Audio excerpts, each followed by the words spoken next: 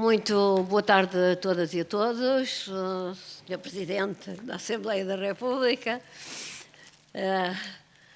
senhoras e senhores oradores, que já terei a oportunidade de me referir mais concretamente a cada uma e a cada um.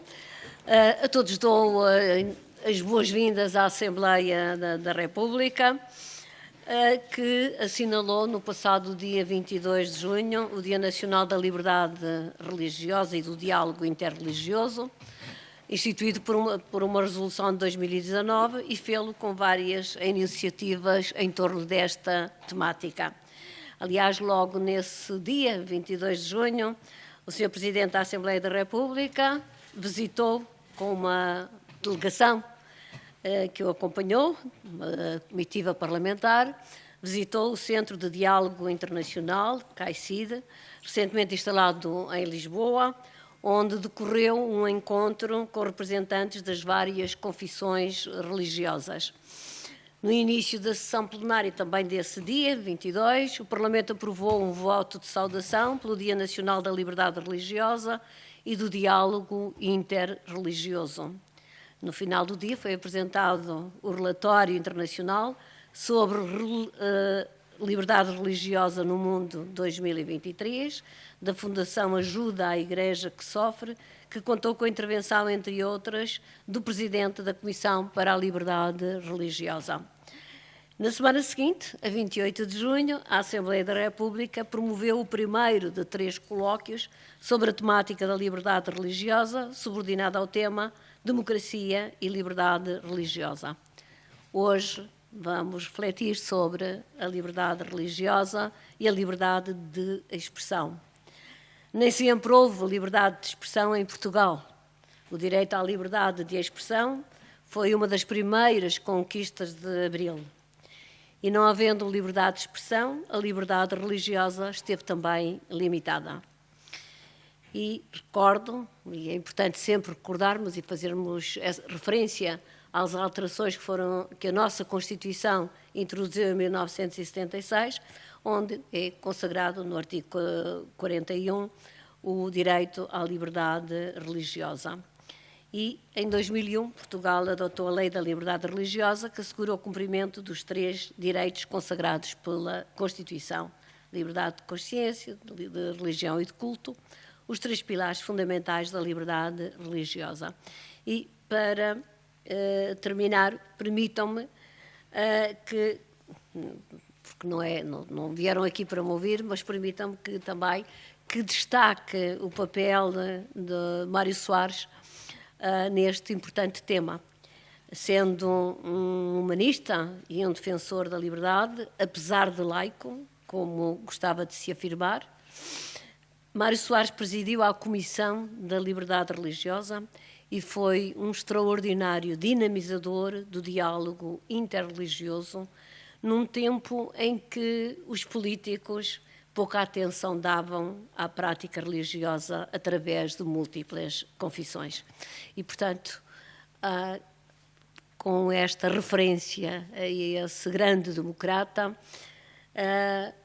vamos passar então a ouvir as nossas oradoras e o nosso orador que eu passo a apresentar. Em primeiro lugar, Ana Maria Guerra Martins, juíza do Tribunal Europeu dos Direitos Humanos. Muito brevemente, porque o currículo é muito longo, foi licenciada pela Universidade de Lisboa, licenciada em Direito, fez também mestrado na área do Direito das Comunidades Europeias, doutoramento no domínio das Ciências Jurídico-Políticas e exerceu como professora associada com agregação também na Faculdade de Direito. Foi investigadora, foi professora em várias universidades, designadamente na Sorbonne, no Instituto de Investigação em Direito Internacional e Europeu da Sorbonne, integrou o projeto de investigação internacional coordenado pela Universidade de Salzburgo, que fez parte do programa Horizonte 2020.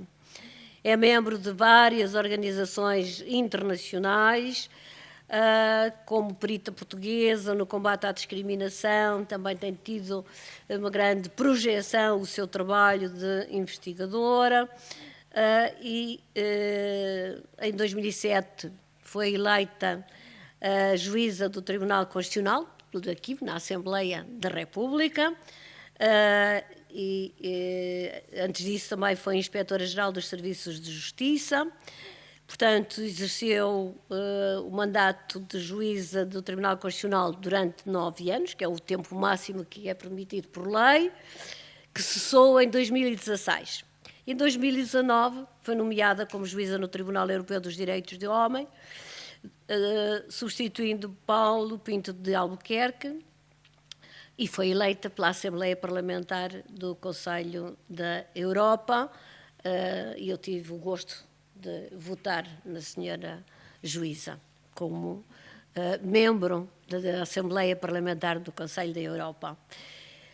Foi a primeira, aliás, é a primeira mulher portuguesa a ocupar o cargo de juíza no Tribunal de Estrasburgo, e por 9 anos, que iniciou em 2020. Para além de tudo isto, permitam-me também uma nota pessoal, é uma amiga e cujo trabalho em Estrasburgo também tenho tido o privilégio de acompanhar. Senhora juíza, faça favor, a palavra é sua. Muito obrigada. Antes de mais, gostaria de agradecer o honroso convite que o Sr. Presidente da Assembleia da República me fez. É para mim uma honra vir a esta casa, à Casa da Democracia, falar de direitos humanos, falar de liberdade de expressão e de liberdade de religião.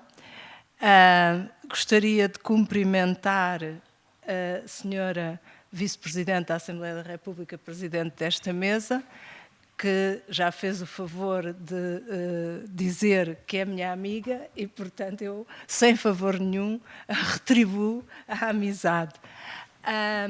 Cumprimento, não sei se há senhoras deputadas e senhores deputados na assistência, e cumprimento naturalmente todos os membros da mesa e as pessoas que estão na assistência. Ora bem, quando me pediram para falar sobre liberdade de religião e liberdade de expressão, eu pensei que, enfim, por dever de ofício, viria aqui de relatar-vos um pouco do que o Tribunal Europeu dos Direitos Humanos tem feito nessa matéria. Mas nós não somos a única entidade judicial que trata direitos humanos, quer dizer, no fundo, as Constituições prevêem estas duas liberdades, as Constituições dos Estados democráticos, a nossa Constituição também, como já se disse, os documentos internacionais universais, como a Declaração Universal dos Direitos Humanos, o Pacto Internacional de Direitos Civis e Políticos e outros, a Convenção dos Direitos da Criança, etc., prevêem estas liberdades. E há vários órgãos, vários comitês e vários tribunais internos, naturalmente, todos os tribunais internos, mas sobretudo os tribunais superiores e, no caso dos Estados onde há tribunais constitucionais, os tribunais constitucionais com a última palavra. Portanto, há efetivamente todo um conjunto enorme de textos, e eu tenho vindo a defender já há muitos anos que, de facto, a proteção dos direitos humanos só se consegue perceber se tivermos em conta todos estes níveis de regulamentação, todos estes níveis de normas, porque senão não conseguimos perceber. Quer dizer, Portugal, como membro da União Europeia, como membro do Conselho da Europa, como membro das Nações Unidas, está vinculado por uma série de normas internacionais que não são apenas as normas da nossa Constituição ou as normas da Lei de Liberdade Religiosa. Por falar em União Europeia, a União Europeia também contém normas, nomeadamente na Carta dos Direitos Fundamentais, sobre este assunto. Ora bem, no caso da Convenção Europeia existem realmente os artigos 9º e 10º, o 9º sobre liberdade de religião e o 10º sobre liberdade de expressão. Existe ainda um artigo 2º do Protocolo 1 que assegura aos pais o direito de educar os filhos segundo as suas convicções religiosas. E depois a Convenção tem um artigo 14, que é um princípio de não discriminação, digamos assim, em que a religião é considerada uma categoria suspeita e, portanto, toda a discriminação fundamentada na religião é considerada contrária à Constituição. Para o Tribunal Europeu dos Direitos Humanos, estas duas liberdades são os pilares fundamentais de qualquer sociedade democrática e, portanto, o Tribunal é um dos tribunais que mais se tem preocupado e mais tem prolatado decisões sobre esta matéria, sobretudo sobre a liberdade religiosa. Não sobretudo, também mais até talvez sobre a liberdade de expressão, mas a liberdade religiosa sozinha ou a liberdade religiosa em conflito com a liberdade de expressão. São mais de 800 as queixas que tivemos até hoje e foram mais de 150 as decisões e os acórdãos que proferimos até hoje. Portanto, há de facto... e não começámos cedo. Isto é, a liberdade religiosa não foi das primeiras liberdades de que as pessoas se queixaram. Um dos primeiros acórdãos foi um acórdão já de 80, que entrou, portanto, a queixa em 88 e foi preferida em 93, que é um acórdão Kokkinakis contra a Grécia. A liberdade religiosa inclui-se num preceito que, para além da liberdade religiosa, consagra a liberdade de pensamento, de consciência e de religião. A liberdade religiosa tem uma dimensão individual que abrange o direito de ter uma religião e tem uma dimensão sociopolítica que abrange o direito de a manifestar. E no caso da liberdade de religião, embora isso não esteja expressamente consagrado no texto, o Tribunal aceitou o princípio da objeção de consciência, portanto, o direito à objeção de consciência. Eu aproveitaria agora para dissecar um pouco o que é que o Tribunal tem dito sobre todas estas dimensões. O direito a ter convicções, sejam elas religiosas, sejam de que natureza forem, implica uma neutralidade do Estado em relação a essas convicções. Ou seja, o Estado não deve, através de qualquer autoridade pública, apreciar a legitimidade das crenças religiosas. E isso tem sido um problema em alguns Estados, nomeadamente na Bulgária, na Grécia. Veja-se o caso Manoussakis contra a Grécia ou o caso Ivanova contra a Bulgária. Portanto, há efetivamente, para além desta ideia de que o Estado deve ter um certo princípio de neutralidade, não ser ele a dizer quais são as crenças que são oficiais e as que não são oficiais, isso não significa, primeiro, que não haja alguma possibilidade de os Estados reagirem, por exemplo, se as crenças religiosas implicarem a violação de alguns dos aspectos previstos no artigo 9º, número 2, por exemplo, a segurança nacional ou a ordem pública ou os direitos e interesses de outras pessoas. E também não significa que todas as crenças sejam, ou todas as convicções inspiradas na religião sejam consideradas aceitáveis por parte do Tribunal. O Tribunal não tem, enfim, aceito tudo e, por exemplo, o Tribunal não aceita crenças religiosas ou crenças de outro tipo, podem ser filosóficas, morais, seja o que forem, que impliquem por exemplo, violência que, portanto, impliquem, por exemplo, o Tribunal considerou que um partido turco que se inspirava na Sharia e queria implementar a Sharia, mas invocando a liberdade religiosa, além da liberdade de constituição de partidos, o Tribunal considerou que isto não era aceitável numa sociedade democrática. Portanto, para o Tribunal, o que é importante é, no fundo, o que é importante são os valores do Conselho da Europa e, no fundo, os valores do Conselho da Europa são, por um lado, a democracia, por outro lado, o Estado de Direito e, por outro lado, a proteção dos direitos fundamentais, dos direitos humanos. E é isso que fundamenta a sociedade democrática. Portanto, o que for contrário à sociedade democrática, nós temos um princípio de uma certa democracia militante que, na realidade, não aceitamos tudo. Assim como não aceitamos como crença religiosa crenças que não sejam efetivamente baseadas em convicções. Nós não nos preocupamos nada se a religião é antiga, se é moderna, se o Estado está de acordo com ela ou não está de acordo com ela. Tem que ter uma certa seriedade e uma certa coerência e uma certa importância. E, por exemplo, recentemente houve na secção de que eu fazia parte na altura, a secção 3, eu vou contar este caso porque é um caso com uma certa graça. Um conjunto de pessoas consideravam que eram crentes do pastafarismo. E adoravam a divindade do monstro do esparguete.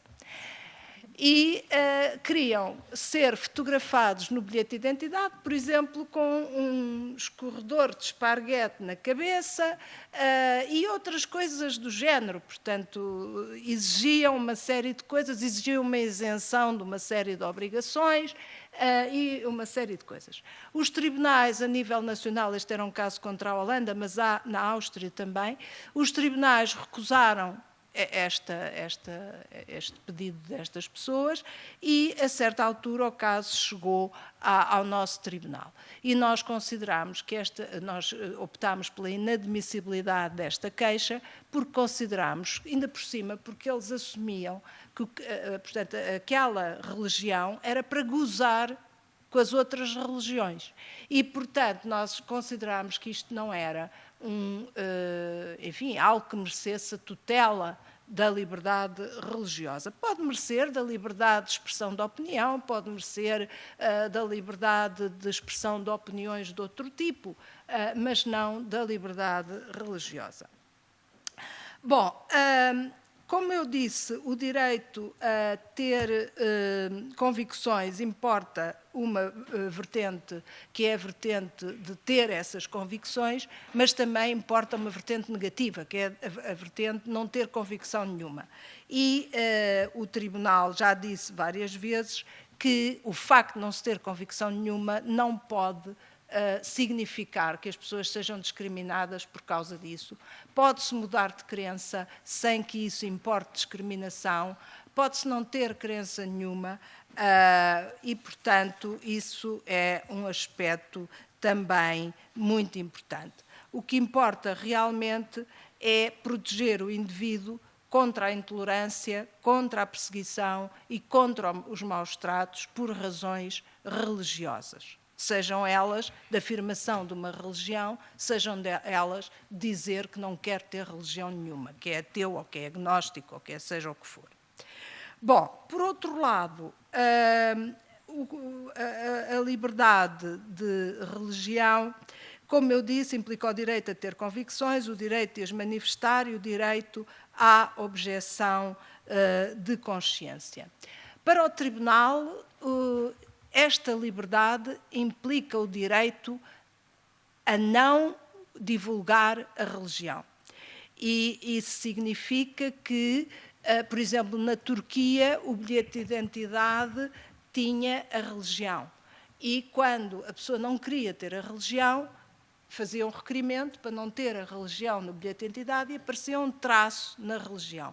Ora, isso significava que se ficava a saber que a pessoa não declarava uma religião, mesmo que, enfim, não fosse a religião, não fosse nenhuma das religiões mais comuns, que a pessoa não declarava a religião, e isso considerou-se, num caso turco, Sinan Ezik contra a Turquia, de 2010, que isso não era possível. Como não se devem impor atos às pessoas por questões religiosas. Por exemplo, na Grécia, a certa altura, houve, no serviço militar, houve vários militares que, de patente superior, que faziam uma espécie de proselitismo em relação aos soldados, e isso também se considerou, o Tribunal também considerou que não tem, enfim, não tem base na Convenção, portanto, que é contrário à Convenção. As pessoas podem manifestar as suas convicções e isso significa que têm a liberdade de culto, têm a liberdade de estabelecer locais para esse culto e têm a liberdade de praticar os ritos desse culto. Tudo isto até um certo momento, quer dizer, até ao momento em que não pratiquem crimes. Isto é, se houver uma religião cujo o rito é matar pessoas, isso aí já entramos numa outra situação, que é do tal artigo 9º, número 2, e já entramos na ideia de que a prática de atos criminosos não é tutelada pela Convenção. Por fim, ainda dentro da manifestação, o acesso aos locais de culto também é tutelado pela Convenção. Há um caso de Chipre contra a Turquia, precisamente porque na parte ocupada pela Turquia de Chipre é que estavam as principais igrejas e as pessoas que estavam na parte não ocupada não tinham acesso a essas igrejas. Este continua a ser o famoso caso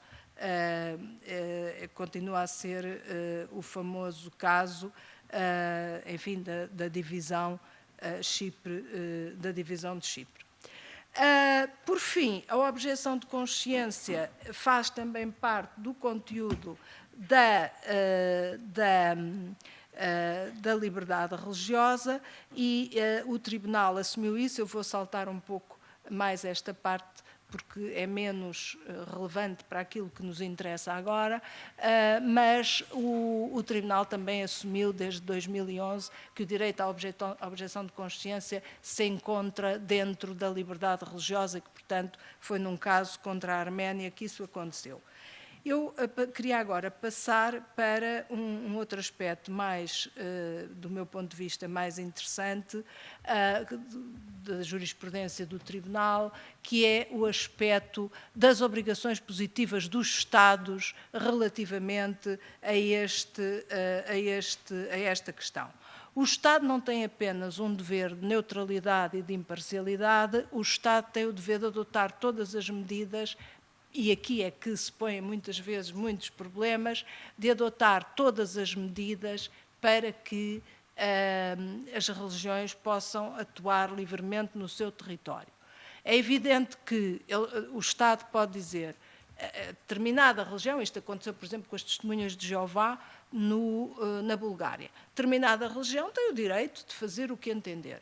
Só que de fazer o que entender, isto é, de praticar, enfim, os atos e os ritos e essas coisas todas. Só que depois a questão era que, cada vez que reuniam, havia problemas, porque havia outras pessoas que intervinham naquela situação e o Estado não fazia nada. Deixava bater, deixava fazer o que acontecesse. E, portanto, aí é um exemplo que o Estado deve intervir no sentido de permitir, como em qualquer manifestação pública, o Estado deve intervir no sentido de permitir às pessoas exercerem o direito de liberdade religiosa. Já o Tribunal Europeu dos Direitos Humanos considera que o Estado não deve intervir nos conflitos dentro da própria Igreja. Quer dizer, se há um conflito entre, por exemplo, alguém que era um padre de uma determinada igreja, que, por exemplo, católica, e que entretanto casou, e que, porque era padre, era professor de liberdade de religião e moral, ou uma coisa qualquer relacionada com a religião, mas entretanto casou, já não é padre, e a Igreja considera que já não tem capacidade para estar naquela lista que o Tribunal considera que aí os Estados não devem intervir, isso deve ser um conflito que deve ser arbitrado pelas igrejas. Assim como, por exemplo, um sindicato de padres, um caso que aconteceu na Roménia, e a Roménia não registou esse sindicato. O Tribunal também considerou que não tinha que arbitrar este conflito, quer dizer, enfim, os padres, se a Igreja em causa considerava que haver um sindicato era contrário à sua fé, não era o Estado, neste caso o romeno, que deveria atuar nesse sentido. Para terminar, eu já disse que a segurança pública, a proteção da ordem, a saúde e a moral públicas, assim como a proteção dos direitos de outrem, são causas de justificação para, digamos, afastar a liberdade religiosa, porque não há direitos absolutos, por um lado, e, por outro lado, porque normalmente os direitos estão sempre em conflito uns com os outros. Isto é, muitas vezes, quando se quer exercer a liberdade religiosa, há outros que querem exercer a liberdade de expressão, ou há outros que querem exercer outro tipo de... ou são interesses públicos que estão em causa. Por exemplo, com a questão dos símbolos religiosos, é muito interessante a questão da jurisprudência dos símbolos religiosos. Às vezes somos acusados, já tenho lido artigos nesse sentido, que temos duas bitolas, uma para a religião católica, por exemplo, e outra para a religião muçulmana. O que, do meu ponto de vista, não é verdade, mas enfim. Ora bem, aqui é interessante, porque nós temos na Convenção um princípio da subsidiariedade e consideramos que os Estados, em certos assuntos, têm uma margem de apreciação muito grande. Isto é, nós temos Estados com histórias, com culturas, com direitos muito diferentes. E, portanto, se nós temos, por exemplo, em França, um Estado ferozmente laico, e que ter um símbolo religioso dentro de um... Por exemplo, ter um símbolo religioso, alguém com uma expressão de símbolo religioso dentro de um edifício público é uma afronta à ordem pública, é uma afronta ao interesse público, é uma afronta ao princípio da laicidade que caracteriza o Estado francês. Temos outros Estados, como a Grécia ou como o próprio Reino Unido, que têm uma ligação com a Igreja que é umbilical e que é histórica e que é cultural e, portanto, isso tem que ser respeitado, porque nós não queremos uniformizar os direitos fundamentais, nós queremos, pelo contrário, na Europa, digamos que viver em paz com as diversidades, é aquela ideia da unidade na diversidade e, portanto, e o Conselho da Europa também se baseia nesse princípio. O Tribunal já considerou, e depois temos outros casos, por exemplo, na Turquia, a certa altura, numa certa época, que já isto vê-se menos agora, mas já se viu, a Turquia houve uma altura que tinha tinha um objetivo. A Turquia é um Estado laico, continua a ser um Estado laico, constitucionalmente falando, mas tinha um objetivo realmente de separar o Estado da Igreja muitíssimo claro e o Tribunal aceitou várias vezes que, por exemplo, as medidas na Turquia que impediam as mulheres muçulmanas de usar enfim, ou a burca, ou qualquer lenço islâmico, ou qualquer símbolo religioso, qualquer sinal exterior de religião, eram medidas que não eram contrárias à Constituição. O mesmo, desculpem, à Convenção. O mesmo se passou em França, e agora, por exemplo, o último grito da moda em França, em termos de proibição de símbolos religiosos, é a proibição da abaia. Agora, quando começaram as aulas, o grande problema foi esse. Claro que nós não nos pronunciámos sobre isto, nem eu vou dizer nada sobre este assunto. A única coisa que vou dizer é que dentro de alguns anos, provavelmente, vou ter que me pronunciar sobre isto, porque, enfim, se estas senhoras, raparigas, recorrerem para algum tribunal interno, porque temos que esgotar os meios internos, se recorrerem para algum tribunal interno, provavelmente vamos chegar a essa situação. Outra situação que também é muito interessante em termos de liberdade de expressão, agora não religiosa, mas de liberdade de expressão em geral, é a questão de saber se o exercício da liberdade tout court pode afetar a liberdade religiosa. Isto é, se nós temos vários exemplos que se podem dar, se os versos satânicos do Salman Rushdie ou os cartoons do profeta Maomé publicados por um jornal dinamarquês, ou as páginas satíricas do Charlie Hebdo, tudo isso é a questão isto é um problema de conflito de direitos entre a liberdade de expressão e o respeito da liberdade religiosa. Para nós, tribunal, ambos os direitos têm o mesmo valor, portanto, nós não temos direitos que sejam mais importantes do que outros.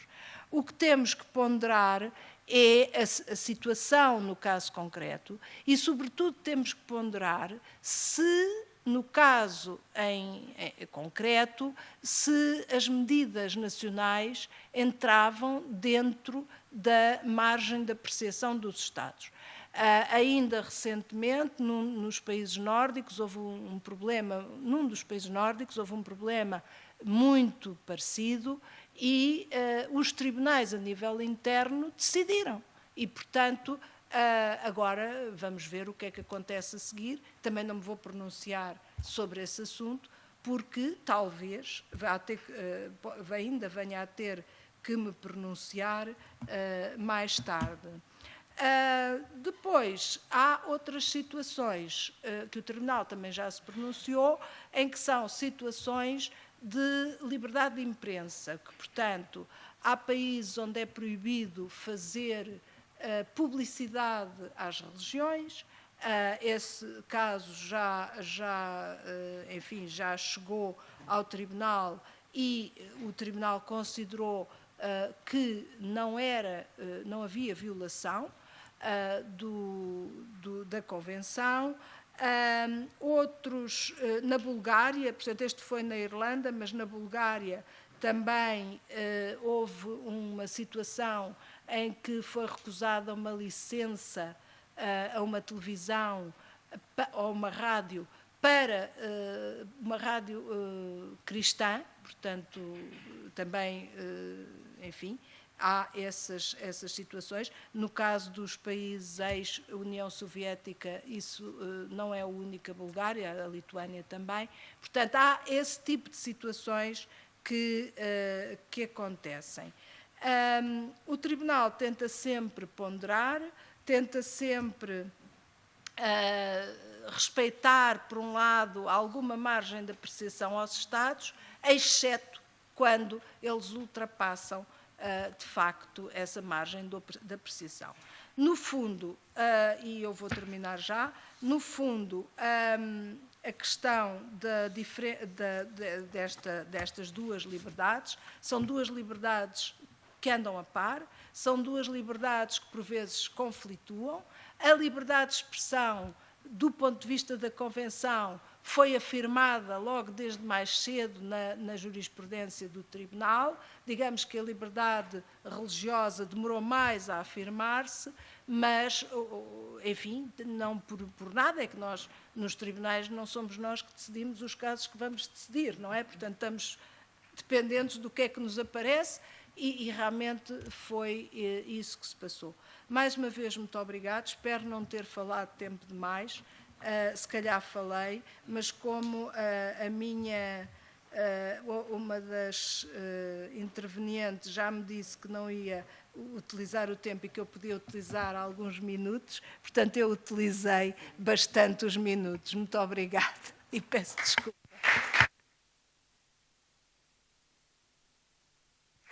Muito obrigada, senhora juíza.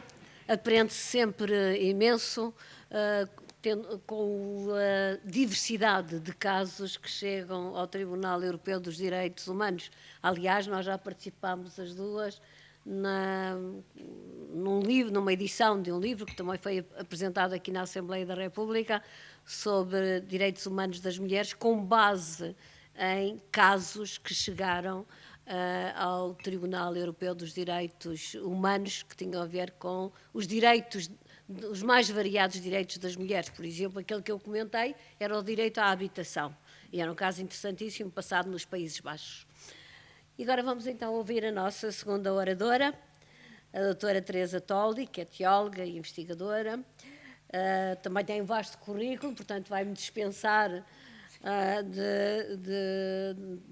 de ler tudo aquilo que eu aqui tenho nas minhas fichas, dizer que é doutorada em teologia na área da teologia feminista, isto também eu não podia omitir, porque me diz muito, que tem também mestrado em teologia pela Universidade Católica Portuguesa, um pós-doutoramento pela Universidade de Coimbra, é professora catedrática da Universidade Fernando Pessoa do Porto, ou seja, cobre as universidades portuguesas todas e também a alemã, porque de Frankfurt também tem o doutoramento da Universidade de Frankfurt. É coordenadora do grupo de trabalho Policredos, Religiões e Sociedade, juntamente com Júlia Garraio e Luciana Lucas Santos. Foi vice-presidente da Associação Portuguesa de Estudos sobre as Mulheres entre 2009 e 2014. É membro do Conselho Editorial da coleção e da revista da European Society of Women in Theological Research. Os seus domínios de especialização são a religião e os estudos feministas, como já se percebeu, além da cidadania. Tem também muitas publicações na área da religião, na área também de género e dos estudos feministas. Senhora doutora, a palavra é sua. Muito obrigada. Eu queria começar por agradecer muito o convite do Sr. Presidente da Assembleia da República para estar aqui. Agradecer também muito à Sra. Vice-Presidente, Sra. Deputada Edith Estrela. Já nos encontramos uma vez no Porto, quando houve um projeto que era de mentoria. Provavelmente relacionado com direitos das mulheres, de que eu curiosamente não irei falar hoje, mas pode ser que depois venha à conversa. Queria agradecer muito a presença de todos e dizer que tenho muita satisfação por me encontrar num colóquio em que se faz homenagem a estes direitos, que são dois direitos humanos, a liberdade de expressão e a liberdade religiosa. E eu queria agradecer muito a intervenção da Sra. Juíza, não só porque foi ótimo, porque assim, a minha é curtinha, a gente tinha combinado assim, mas porque trouxe casos interessantíssimos e é muito interessante. Uma coisa é nós às vezes refletirmos apenas teoricamente, outra coisa é de facto sermos confrontados com situações específicas, com situações que, enfim, em que este tipo de problemas se concretiza e tem que ser resolvido. Eu queria dizer aqui o horizonte em que me situo. Eu não sou jurista, e, portanto, a minha abordagem é enquanto investigadora de longa data da área da religião e enquanto professora de ética também. Como a Sra. Vice-Presidente disse, eu sou doutorada em Teologia Católica, mas divido o meu trabalho entre um olhar autoimplicado, mas crítico. Alguns considerarão mesmo heterodoxo, e um olhar a partir das ciências sociais acerca de um tema que parece tornar-se, se não cada vez mais difícil, pelo menos mais complexo.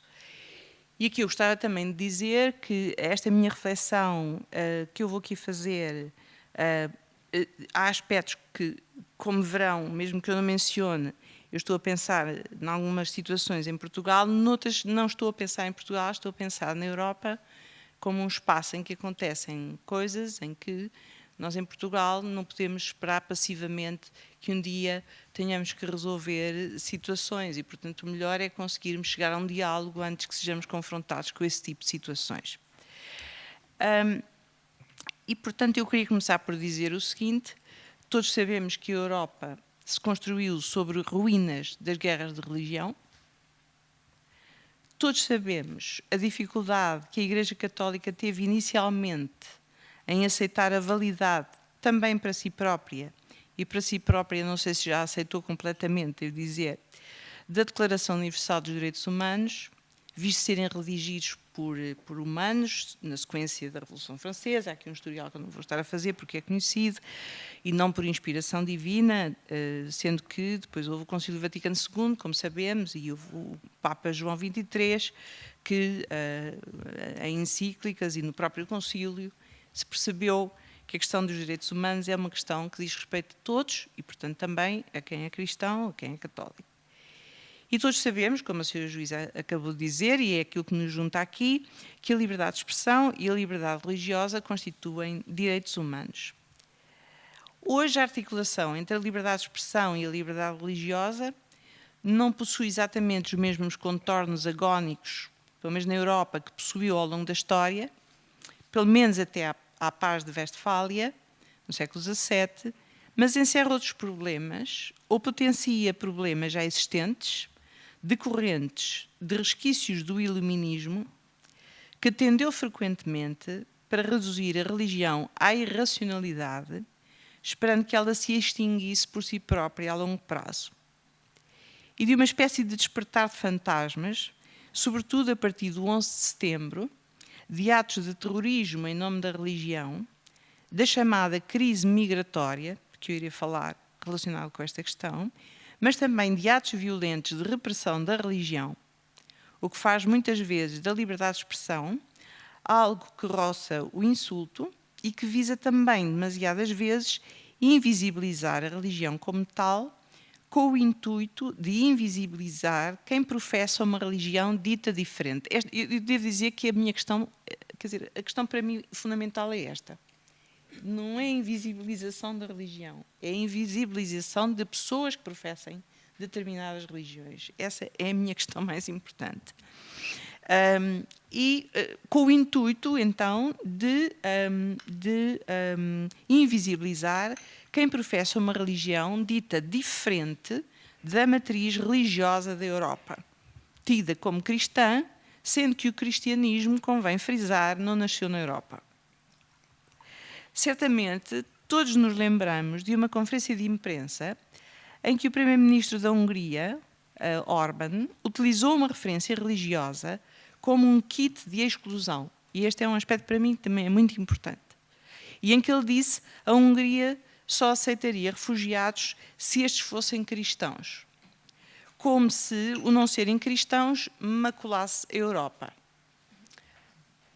E Tusk, um político polaco, penso que é assim que se diz, afirmou que, precisamente por ser cristão, considerava que a Europa deveria acolher refugiados.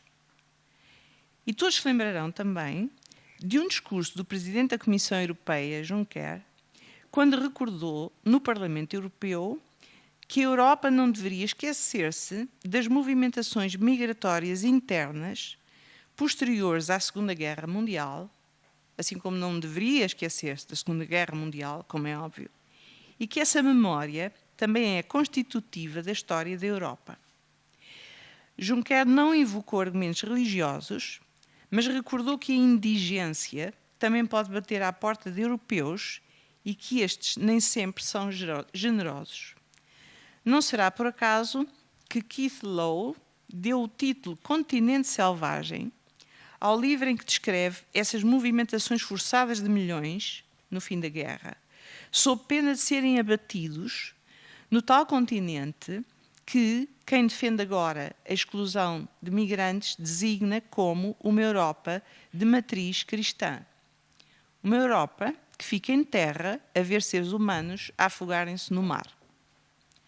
Olho, portanto, antes de mais, para aquilo que me parece transformar a religião, este é o aspecto mais da minha investigação, que me parece transformar a religião num palco no qual se jogam forças, poderes, exclusões, muitas vezes em nome de uma eventual manipulação do conceito de expressão, de liberdade de expressão. E uma pergunta que nos podemos colocar, e aqui eu voltarei depois um pouco mais à frente, é se será uma manifestação de liberdade de expressão queimar o Corão, por exemplo, ou queimar a Bíblia, ou queimar a Torá, ou queimar qualquer outro livro sagrado. Parece-me necessário e urgente procurar, eu estou a falar de queimar, não estou a falar de não gostar, estou a falar de queimar. Parece-me necessário e urgente procurar formas de equacionar a questão da religião em conjunção e não em disjunção com a liberdade de expressão. Ora, para que tal seja possível, julgo que seria útil refletirmos em alguns aspectos que enuncio aqui como apontamentos. A Sra. Juíza já falou deles do ponto de vista jurídico, eu vou falar de um outro ponto de vista. Mas vamos ao encontro. Para que haja liberdade religiosa, é necessário que o Estado seja laico. Só assim poderá garantir a liberdade de expressão religiosa de todos os cidadãos. Eu não sou sensível a discursos de maiorias ou de minorias para justificar privilégios de uns em detrimento de outros.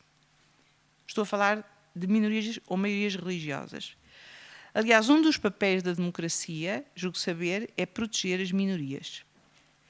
Mas também não me parece uma compreensão da laicidade que inibe expressões religiosas no espaço público, entendido tanto do ponto de vista material como do ponto de vista político, seja saudável.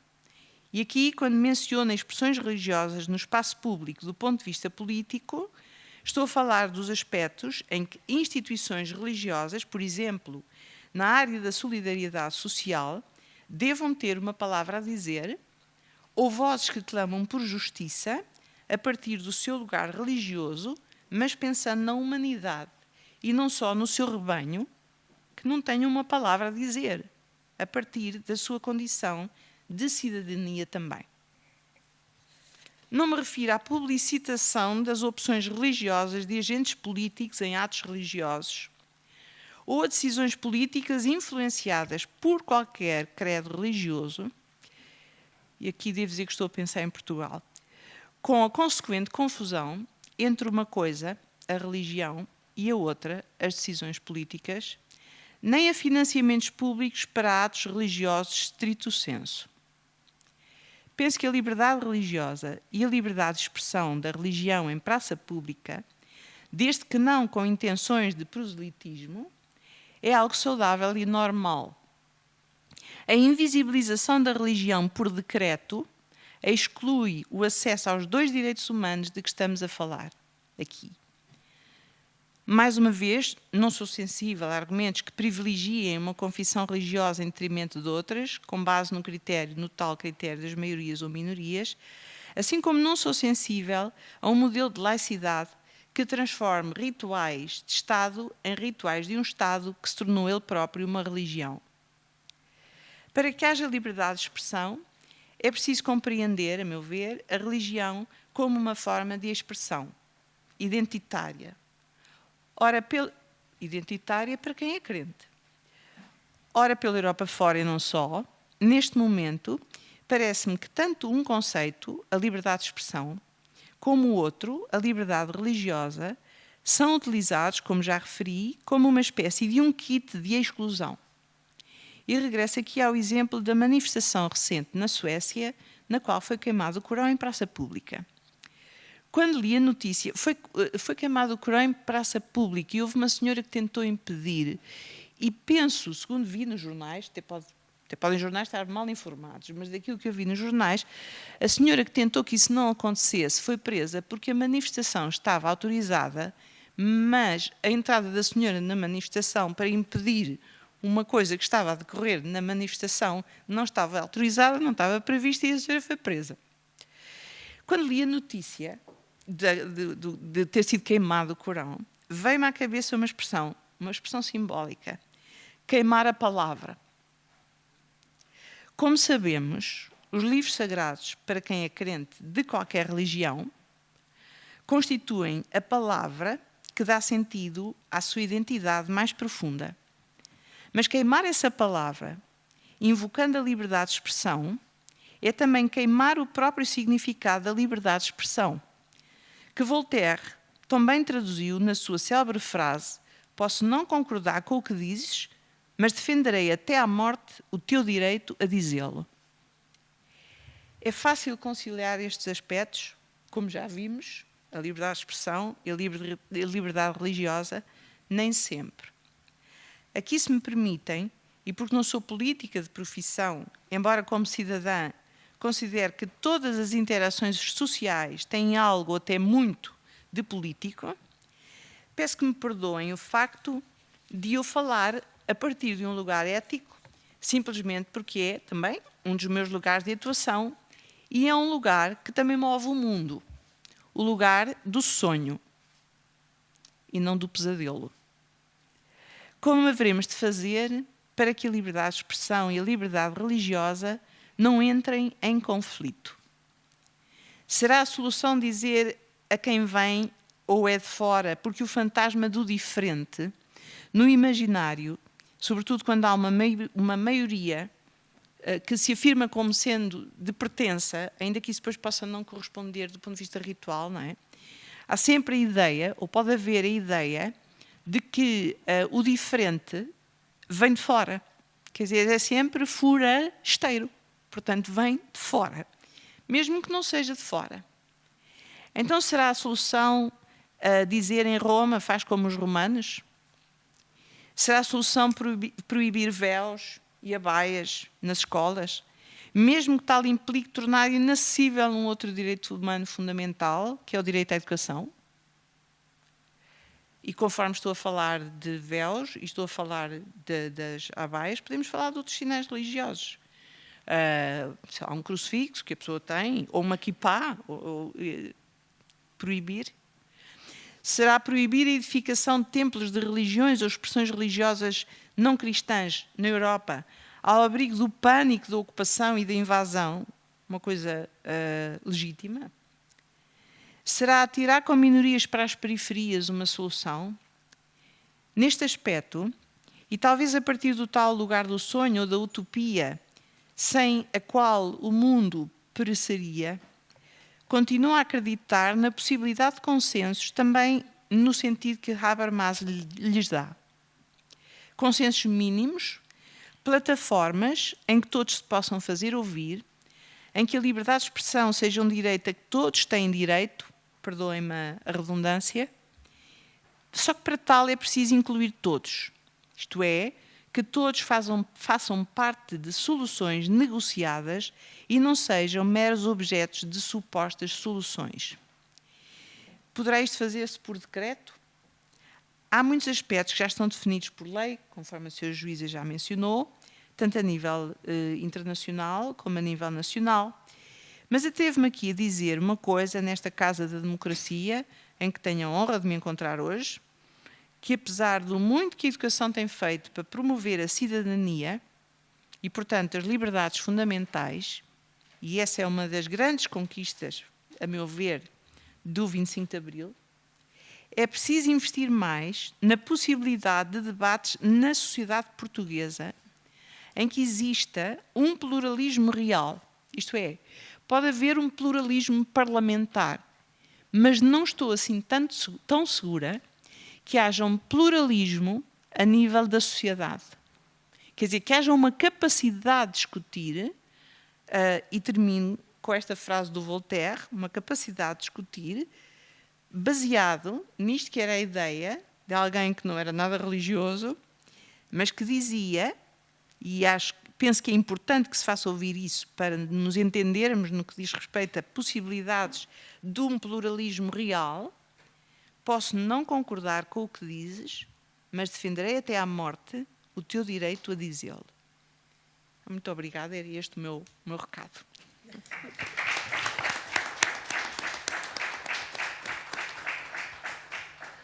Muito obrigada, senhora doutora, pela sua interessante intervenção, que nos deixou também muitos motivos e muitos pretextos para aprofundar a nossa reflexão sobre o tema deste debate. E parece-me que os comentadores vão ter muita matéria para comentar. Ora, vou então apresentar o primeiro comentador, o Dr. Paulo Sérgio Macedo, é secretário-geral da Associação Internacional para a Defesa da Liberdade Religiosa, é licenciado em Relações Internacionais e mestre em Comunicação Estratégica pela Universidade de Lisboa. Desde 2021 é secretário-geral da Associação Internacional para a Defesa da Liberdade Religiosa, uma organização não governamental com sede em Berna e delegação em Bruxelas, com representação na ONU, na União Europeia e no Conselho da Europa. É secretário-geral da secção portuguesa da AIDLR, entre 2006 e 2022, membro convidado do Comitê de Consulta de Especialistas em Liberdade Religiosa, da IRLA, com sede em Washington, membro da Plataforma Europeia contra a Intolerância e Discriminação Religiosas, diretor de Comunicação, Liberdade Religiosa e Assuntos Públicos da Divisão Intereuropeia da Conferência Geral da Igreja Adventista do Sétimo Dia. E passo-lhe a palavra para os comentários que entender fazer. Faça favor. Muito obrigado. Eu vou tentar ser breve, embora tenhamos muito sobre o que falar e sobre o que pensar também. Eu gostaria de começar por agradecer o convite que me foi formulado pelo Sr. Presidente da Assembleia da República e agradecer também a apresentação e a liderança desta mesa da Sra. Vice-Presidente e dizer que, de facto, embora nos chegue esta oportunidade, este colóquio, pelos 75 anos que nós comemoramos este ano da Declaração Universal dos Direitos do Homem, e que, de facto, nos trouxe uma mudança muito profunda relativamente também àquilo que é os direitos de liberdade religiosa e os direitos de liberdade de expressão, os artigos 18 e 19, de uma passagem daquilo que era uma realidade de defesa das minorias, que vinha do Congresso de Berlim do século XIX, para a defesa dos direitos individuais. E não há nenhuma expressão de liberdade religiosa tão forte como a mudança de religião, que foi o assunto mais debatido naquilo que foram os trabalhos de preparação do artigo 18 da Declaração, por pessoas como o Sr. René Cassin, a Sra. Eleanor Roosevelt, o Sr. Charles Malik, que quando nós vemos as atas do que foram aquelas discussões, compreendemos a profundidade do que era o pensamento destes homens sobre estes direitos de liberdade religiosa e de liberdade de expressão. A Sra. Juíza fez o favor de nos apresentar, de facto, uma noção muito profunda e muito abrangente daquilo que se chama, na linguagem internacional, a fortaleza threshold da liberdade, dos documentos de liberdade religiosa, aos quais eu somaria só como referência àqueles que foram citados, a Declaração Universal, o Pacto sobre Direitos Civis e Políticos, a Convenção Europeia, talvez o Plano de Ação de Rabat, que não tendo a mesma força jurídica, é um plano excepcional para se compreender o que é que significa a liberdade religiosa e a liberdade de expressão e a inter-relação entre esses dois aspectos tão importantes. Eu diria que de toda essa fortaleza, digamos assim, de documentos, nos chega a ideia, aquela que mais me parece importante realçar, é que os limites da liberdade de expressão sobre a religião devem ser a difamação pessoal, o insulto dos crentes e das suas crenças e a ameaça de violência. Estes são aqueles, digamos assim, os limites daquilo que se pode dizer sobre religião. E há um documento muito interessante também, que nos chega do Reino Unido, o Racial and Religious Hatred Act de 2006, que define 6 fatores para determinar a necessidade ou não de criminalizar o incitamento. É uma proposta muito interessante. Fala do contexto, do estatuto do orador, da intenção, do conteúdo e da forma do discurso, o alcance do discurso e a probabilidade do risco. Digamos que estes seriam, assim, 6 aspectos em que nós, nesta confluência entre a liberdade religiosa e a liberdade de expressão, teríamos mais facilidade em poder aferir quando é que os limites são ultrapassados. Eu procurei fazer, alguém que tive a vida um bocadinho facilitada, tenho que confessar, um pouco de preparação sobre aquilo que têm sido as decisões do Tribunal Europeu dos Direitos Humanos, até pela oportunidade de ouvir a senhora juíza, e que sairá num artigo, inclusivamente, da nossa Consciência e Liberdade, que é uma publicação que a nossa associação, de facto, publica todos os anos, um artigo do Sr. Professor Javier Martínez Torroni. Ele fez um estudo sobre as decisões do Tribunal Europeu dos Direitos Humanos sobre este conflito com a liberdade de expressão.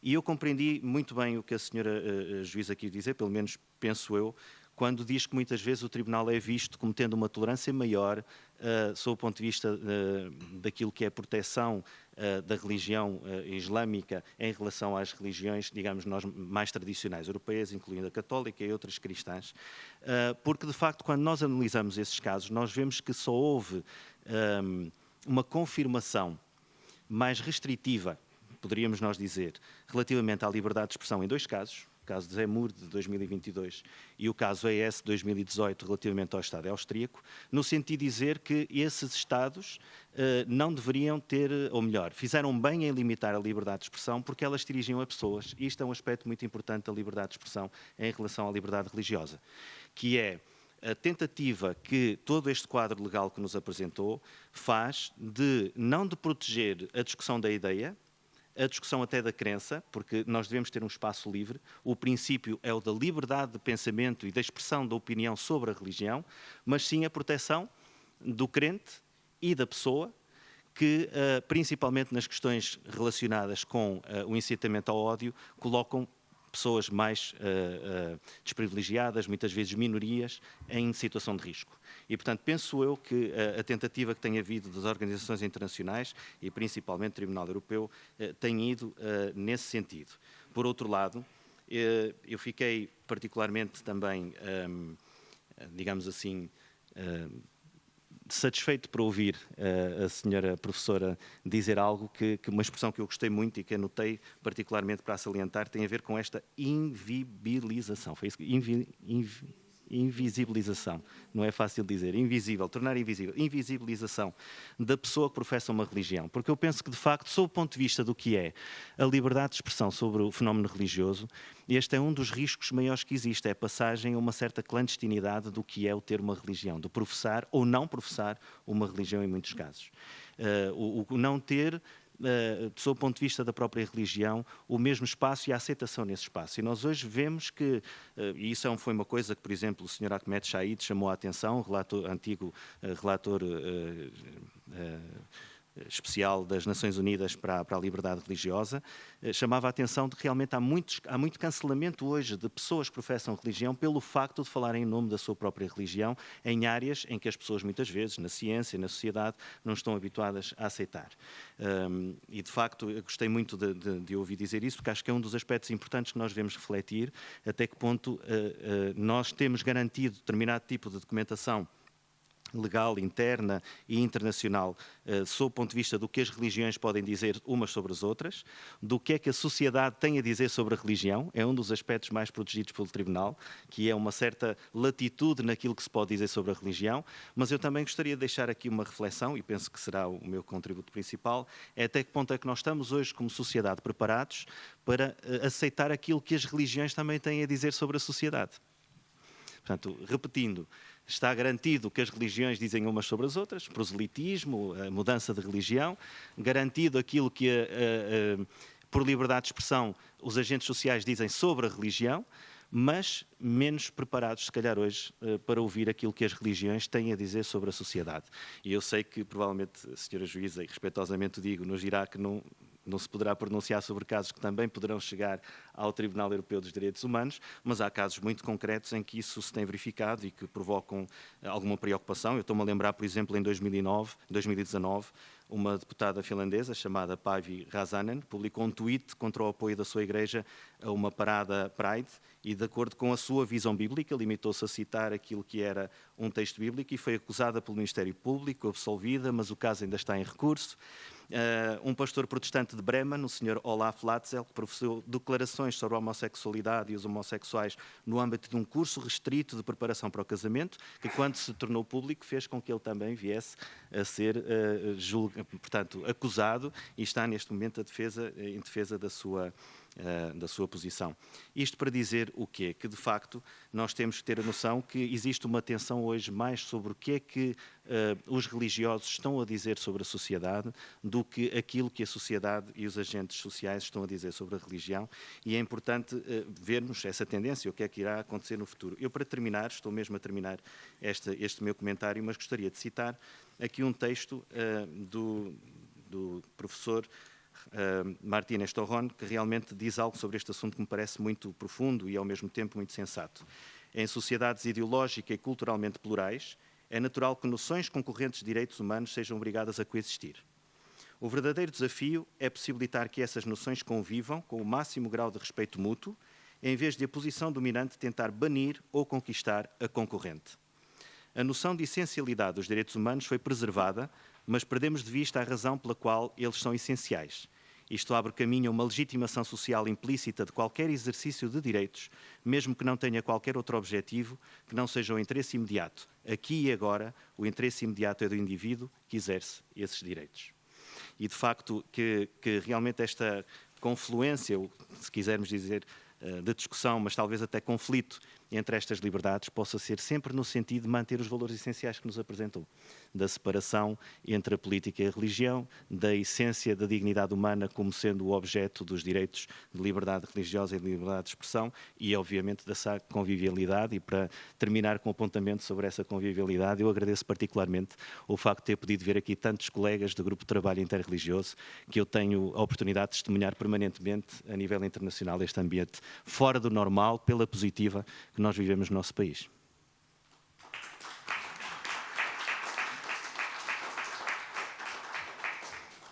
Muito obrigada. Passamos então à segunda, agora à comentadora número 2, a Bilene Fischer, que é reverenda da Igreja Lusitana, clériga anglicana, pastora assistente do Bispo e Parco Dom Jorge Pina Cabral na Catedral de São Paulo da Igreja Lusitana, tem um bacharelato em Teologia Pastoral pelo Seminário Teológico de Fortaleza, da Igreja Presbiteriana, e um mestrado em Teologia do Antigo Testamento pela Universidade da África do Sul.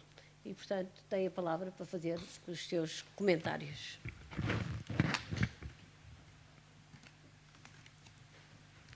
Excelentíssimo senhor presidente da Assembleia da República, eu agradeço imensamente o convite, né? Excelentíssimas senhoras e senhores, eu me sinto, na verdade, hoje como um leão na cova de Daniéis, não é? Porque o currículo que cada um apresenta é realmente o currículo próprio para fazer parte desse fórum, enquanto a minha prática é completamente outra, é pastoral, não é? E a visão que eu trago dessa situação é mais histórica, né? A minha vivência de observar a liberdade religiosa em Portugal é uma vivência muito recente. Eu cheguei aqui há 4 anos e meio, ainda vão fazer 5 anos. Então, o que eu trago, o meu horizonte não é jurídico e não é puramente teológico, não é? Mas é mais uma observação da história, não é? Então, nessa vivência pastoral eu trago a experiência de uma igreja de minoria, não é? E como parte dessa vivência, eu gostaria de não fazer uma réplica exatamente, porque muito já foi citado aqui em termos de lei, de liberdade, dos nossos direitos civis, e também esse aspecto um pouco mais teológico. Mas o que eu gostaria de dizer mais é da minha experiência como observadora, não é? Se não, quase como um turista observando a igreja protestante nesse contexto de Lisboa e de Portugal. Então, fazendo essa leitura mais histórica, eu gostaria de dizer que faço parte de uma pequena comunidade cristã que é autenticamente portuguesa, né? Portanto, autóctone, brotada neste solo no qual nossos antepassados, ou a maioria de nós, temos as nossas raízes. E John Locke, um filósofo que muito influenciou o anglicanismo, ele também inspirou certamente a liberdade religiosa em países como a África do Sul, onde também tenho a minha cidadania. Disse ele: seres humanos são, por natureza, livres e iguais contra as reivindicações de que Deus fez as pessoas naturalmente sujeitas aos poderes que sobre elas governam. Então, eu tenho pouco a acrescentar ao que já foi dito pelas moderadoras, mas eu gostaria de brevemente citar 3 aspectos históricos que são fruto dessa luta pelos direitos civis aqui em Portugal. Eu gostaria de mencionar, em um retrospecto histórico, a Constituição de 1826, ou a Carta Constitucional, que concedeu liberdade de expressão da fé, contanto que fosse expressa em residências que não tivessem arquitetura de templo. Isso favoreceu cristãos estrangeiros aqui comprar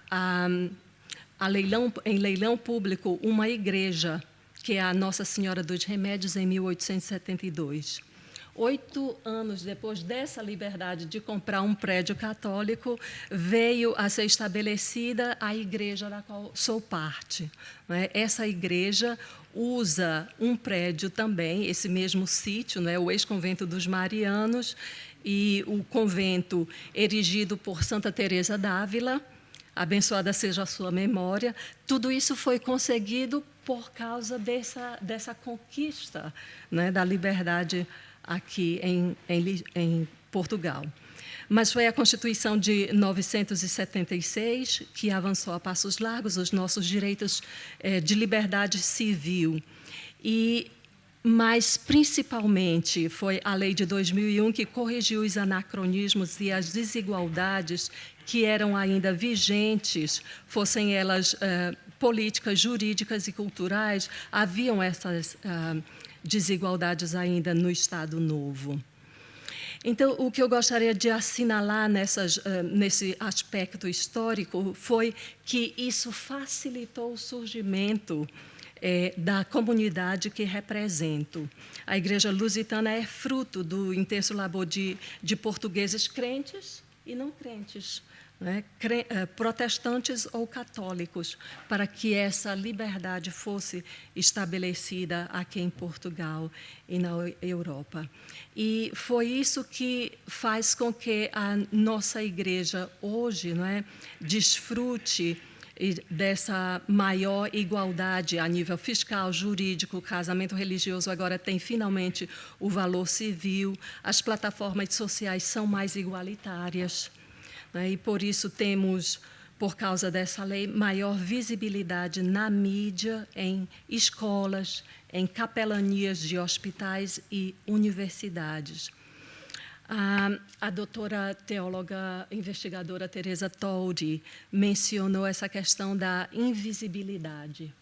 Nós, ultimamente, lutamos contra o que a sociedade portuguesa chama contra o Elborado.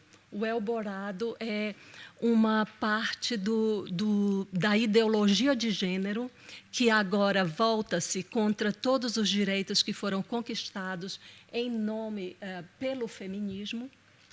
Então, o que acontece dentro da ideologia de gênero é anular ou fazer mais invisível os direitos humanos conquistados pelas mulheres e para as mulheres. Então, essa questão da invisibilidade não é apenas uma questão de quem professa ou não uma religião.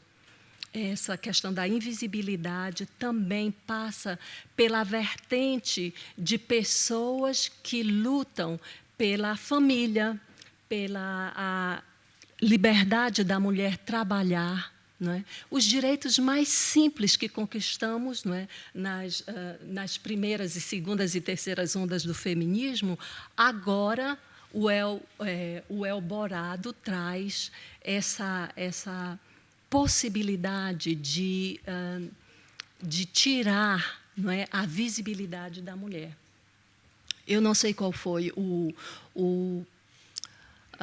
fotógrafo árabe que fez um trabalho fotográfico muito interessante da mulher, eu acho que foi aqui na Europa mesmo, um país muçulmano, a Turquia. E ele inicia o estudo fotográfico de uma mulher, ela com a família, não é? E depois ela vai se cobrindo toda, não é? E os filhos vão sendo retirados dela, e é uma sessão de fotografia. E nessa fotografia, nessa sequência de fotos, ela termina completamente apagada, e a última foto é completamente preta. Algumas pessoas que refletem sobre os direitos que foram conquistados, ou direitos religiosos ou civis, pouco mencionam essa questão que agora nós, mulheres, estamos lutando, que é a invisibilidade de tudo que foi conquistado por nós. E isso também afeta a religião. Então, essa igreja da qual faço parte é uma igreja interessante porque é tipicamente portuguesa, mas ordena mulheres. E interessante, agora à noite eu convidei uma colega minha, uma amiga minha, para vir comigo, e eu disse, nós vamos de Uber, porque eu estou com o meu colarinho e isso é uma coisa nova em Portugal. E tentamos não chamar muito a atenção e discretamente entrar no Uber. E o Uber demorava e tínhamos que ficar em frente à paragem de ônibus. E, finalmente, o Uber chega, mas nos deixa bastante longe da Assembleia da República, então tivemos que andar. E era muito interessante ver a reação das pessoas, que as pessoas não estão acostumadas a ver mulheres ainda usando o colarinho clerical. Então, a perspectiva que eu trago sobre direitos humanos é uma perspectiva histórica, é a minha observação de uma igreja de minoria dentro da sociedade portuguesa, mas também, mas principalmente, a minha vivência como clériga, não é? Eu fui ordenada na África do Sul, onde Desmond Tutu também teve essa grande luta e essa grande influência da igreja inglesa. E então eu trago essa vivência da África do Sul, onde ainda hoje, pasmem, alguns grupos religiosos não têm a liberdade de se reunirem com outros grupos religiosos. E, nesse caso, às vezes, até a Igreja Católica lá é uma minoria em algumas comunidades. Então, o que eu trago é uma coisa totalmente informal, é a minha vivência, é a minha observação de uma pessoa forasteira dentro da comunidade religiosa em Portugal. Então, eu penso que tudo que foi abordado aqui, nós podemos ter, não é, essa alegria de usufruir dessas liberdades, mas, como disse uma judia, não é, o preço dessa liberdade é a eterna vigilância. Muito obrigada.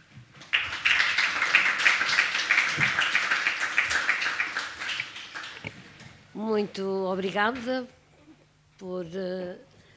aos dois comentadores e renovo também os agradecimentos às duas oradoras. Foram intervenções muito diferentes, complementares, mas todas elas muito interessantes e enriquecedoras. Eu não sei se o Sr. Presidente da Assembleia da República quererá fazer o encerramento deste... temos uma limitação, porque a doutora Teresa Toldi vai ter de apanhar o meio de transporte para o Porto, portanto tem esse condicionalismo. Mas penso que ainda teremos então uns 10 minutos para, se alguém quiser fazer alguma pergunta ou fazer algum comentário.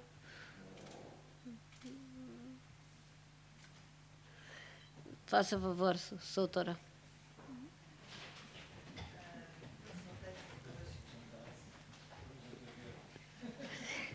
Talvez seja...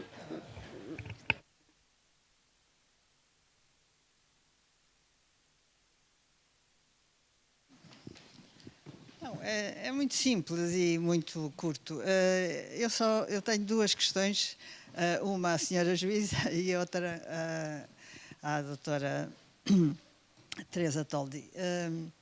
Em relação à questão sobre o Tribunal dos Direitos Humanos, há uma coisa que me faz alguma confusão, que é a situação que as mulheres, lá está, sofrem no Afeganistão e agora também no Irão. Como se sabe, há uma nova lei em que, se as mulheres não tiverem o véu como deve ser, elas podem apanhar 5 anos ou 10 anos de prisão. E, portanto, quando se fala no Tribunal de Direitos Humanos, está-se a falar também de direitos humanos das mulheres, cujos direitos humanos estão a ser atacados, claramente atacados. Não bastou a morte daquela, pronto, que todos sabem, portanto não vou falar. Portanto, essa é uma questão que eu tenho, porque na realidade os Estados é que mandam, digamos, no país, mas quando os direitos humanos são atacados, aí talvez os tribunais, sobretudo os tribunais de direitos humanos, deveriam ter alguma posição. Na minha opinião, mas isso é uma opinião de leiga e totalmente ignorante sobre as questões jurídicas. Isso é uma questão. Outra questão, para si, é uma questão que é o seguinte. Eu nisso sou bastante pessimista, porque eu nasci em Portugal, os meus pais não, a minha família praticamente toda é da Europa de Leste, mas pronto, eu nasci em Portugal, os meus irmãos nasceram em Portugal. E ainda tenho que ouvir algumas vezes, vou dar um exemplo que é muito caricato, numa entrevista na televisão, já há vários anos, não foi agora, já foi há vários anos, ele fez perguntas, eu respondi, e aunadamente ele diz-me assim, mas que bem que fala português. Não, que bem que fala português. Pronto, eu falo bem português porque nasci cá, enfim, apesar de ter vivido também noutros sítios, pronto. Isso é, de facto, pronto, o senhor disse lá, desculpe, não sei o quê, tudo isso, mas, na verdade, eu acho que nós sentimos, de alguma forma, sempre que somos diferentes. Não direi invisíveis, depende das pessoas, não é? Mas mais o diferente. Um diferente nunca é totalmente integrado, não é? E eu posso dar outro exemplo. Uma vez, no Jornal Público, eu critiquei, num escrito, um político, que não vou dizer o nome, mas critiquei normalmente, aliás, sem grande, nem violência, nada disso, não, critiquei. E recebi uma mensagem de uma pessoa que me disse, na sua posição e na sua origem, acho que não devia ter feito essa crítica a um político português. Portanto, aconteceu. Ou seja, quando acontecem essas coisas, uma pessoa sente que, de facto, é diferente, não é aceite da mesma forma, é aceite, mas não é vista da mesma forma, não é nossa, não pertence. Pronto, isto não quer dizer que individualmente cada um de nós, judeus neste caso, não tenhamos muitos amigos que não judeus, não tem a ver com isso. Tem a ver com uma atitude geral. Mas eu também acho que isso tem muito a ver connosco, com as próprias religiões. que muitas vezes se encerram ou se fecham. Exatamente, talvez por considerarem que é assim, então... E, portanto, acho que é uma questão das duas partes. Mas pronto, era só o que eu queria dizer, estas duas coisas. Obrigada.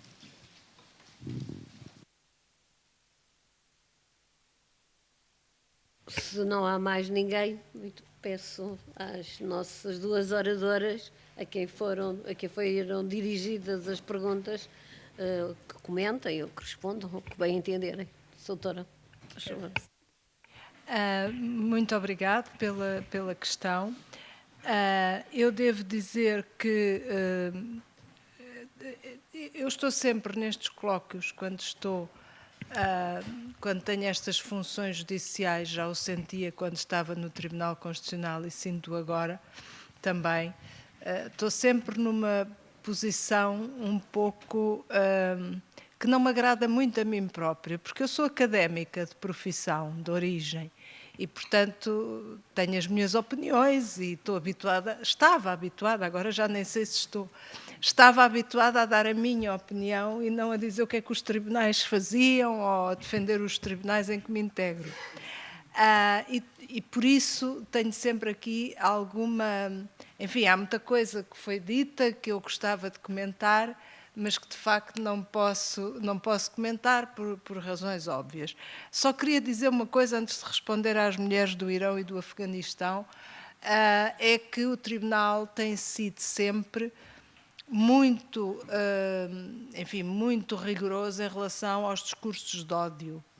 Isto é, nós consideramos que um discurso de ódio viola a Convenção com muita regularidade. Seja esse discurso de ódio um discurso religioso, seja um discurso contrário a outras causas de discriminação, LGBTI ou outras mulheres, seja o que for. Em relação ao Tribunal, nós temos limites, quer dizer, nós não nos podemos pronunciar. Primeiro, nós não nos podemos pronunciar quando nos apetece sobre o que nos apetece. Há uma coisa que se chama o princípio do pedido para os tribunais e, portanto, nós só nos podemos pronunciar quando alguém faz uma queixa. Esse é logo o primeiro problema.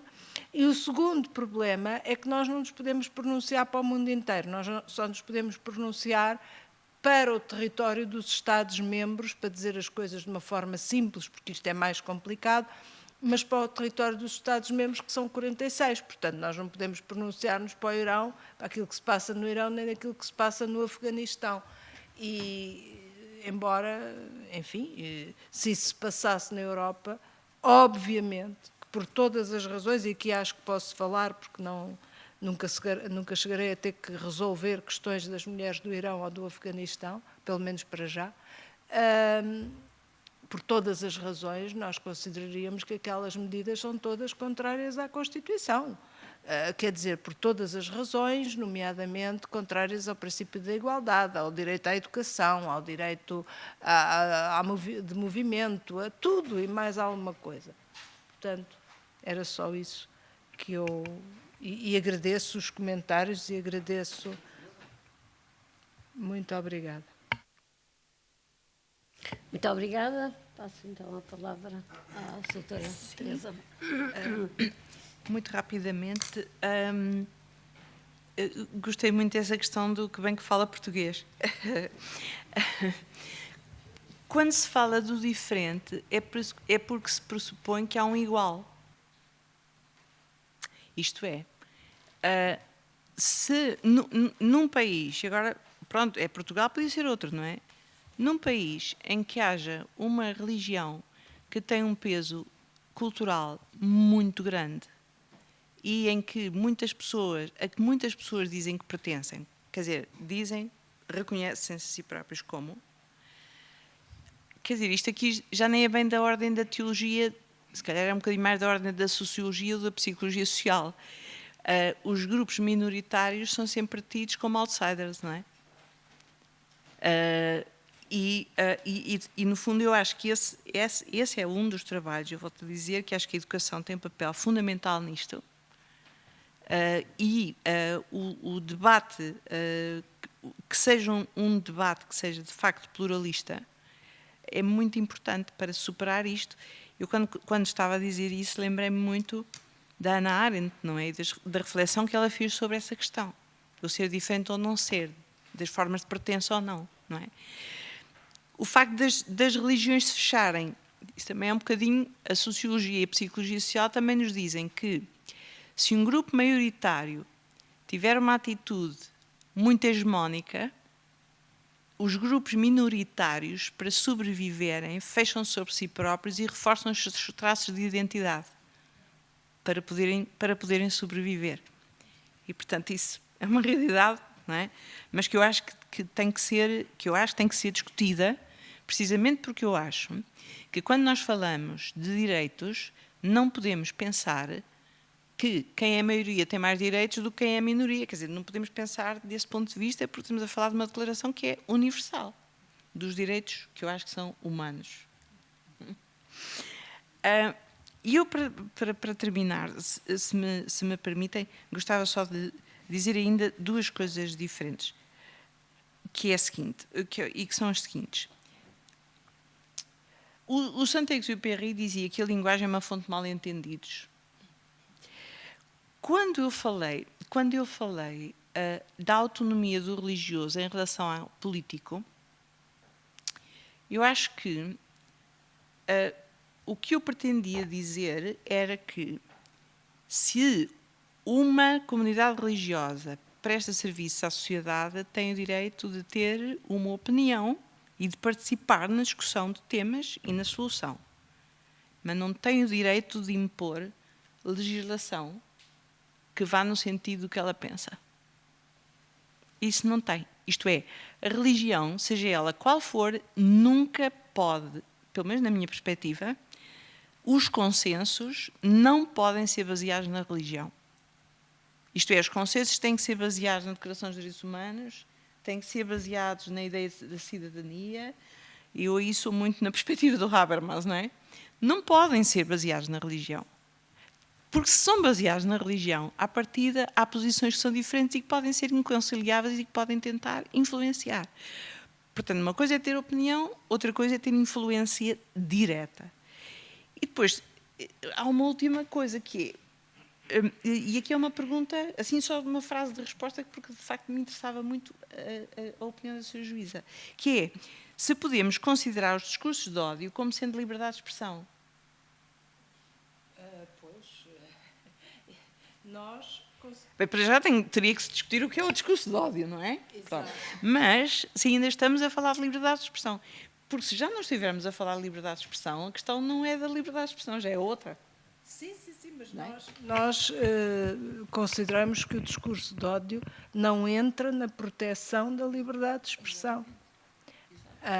Seja ele que discurso de ódio seja, digamos assim. Se é um discurso de ódio, não entra nessa proteção, porque é contrário aos valores da democracia e à dignidade da pessoa humana. Começa logo por aí, eu não falei da dignidade da pessoa humana, mas isso é extremamente importante.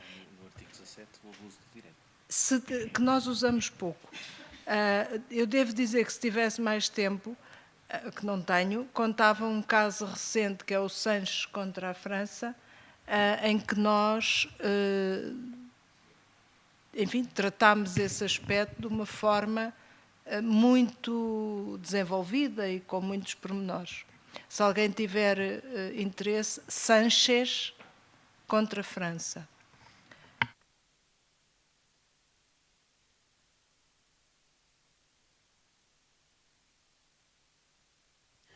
Senhor Presidente, não deseja fazer o encerramento? Só agradecer. Muito obrigado.